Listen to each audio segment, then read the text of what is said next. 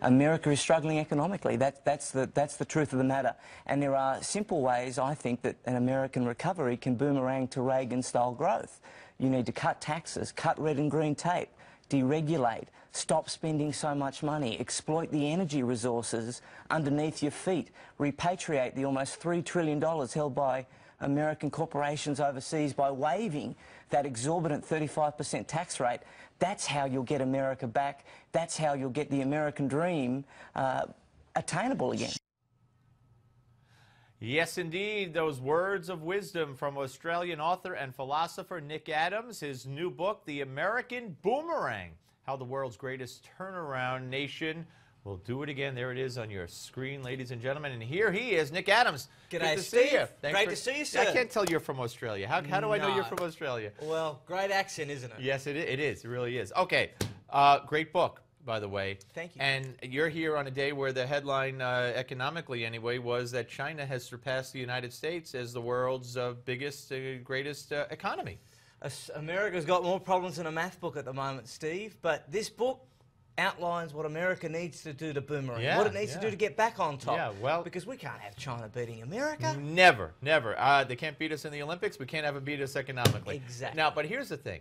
And I know this is almost implicit in the whole book. You need politicians who are willing to want to achieve what you describe. I don't think our current administration particularly wants to make us great again and wants to keep us up there. They're happy with, why should we be the best? But assuming we get a Republican president, we're going to have the House, the Senate. Talk about how we do boomerang and turn this around. Well, in my book I outline a very simple 10-point plan, Steve. 10-point plan that I think will see America be restored to full potential.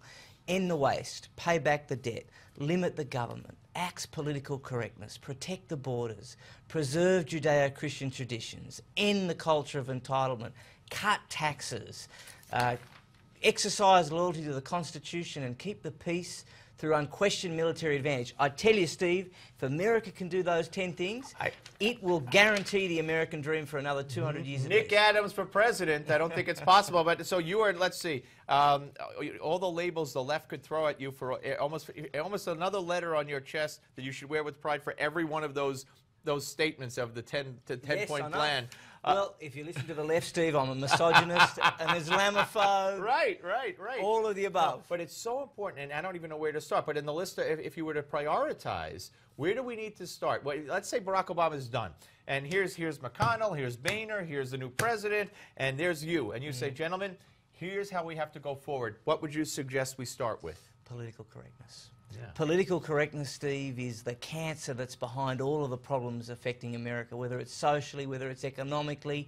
It's this awful black snake that's used to whip all of us into conformity. And all it's doing is making America more like Europe. It's making America mediocre, it's sending America broke, and it's taking away the confidence of Americans.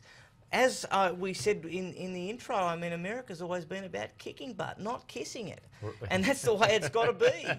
No, and the political correctness, I think, there's a domino effect. Absolutely. And then that's right at the fore of that whole, all your other points. Okay, so if in fact, I think you need to tell the people, as you do in the book, the boomeranging America, or the American boomerang, we've done it before. Yeah, absolutely. I mean, we've been in situations worse than we are in now, or economically, although I don't know if and socially, I guess. But when you combine everything that's going on, it's pretty bad.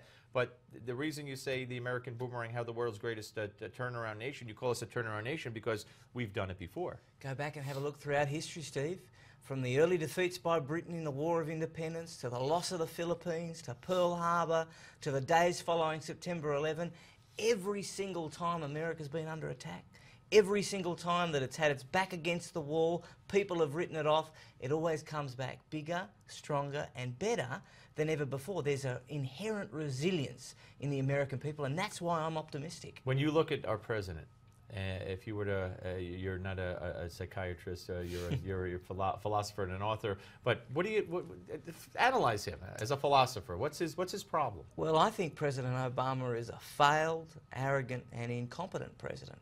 And I don't say that lightly, because I have great respect for the office of the United States President. But every single area of life in America is weaker under President Obama than it was before? Purposely? That's a good question. I don't know, Steve. I can't answer that, but I can tell you that he has got an entirely different agenda for America, and I wonder what he meant when he said he wanted to fundamentally change transform I the think place. we're finding out. When you get an answer to that question, or before, you come back. You got it, All Steve, right, folks, anytime. the book, The American Boomerang by Nick Adams. Get it and enjoy it. It's a great read. Thank you. I'll teach you to throw one next time. Yeah, I'd on like you, to. Steve. I might have to duck when it comes around. John Fund is next, ladies and gentlemen. All about Eric Holder. Don't go away.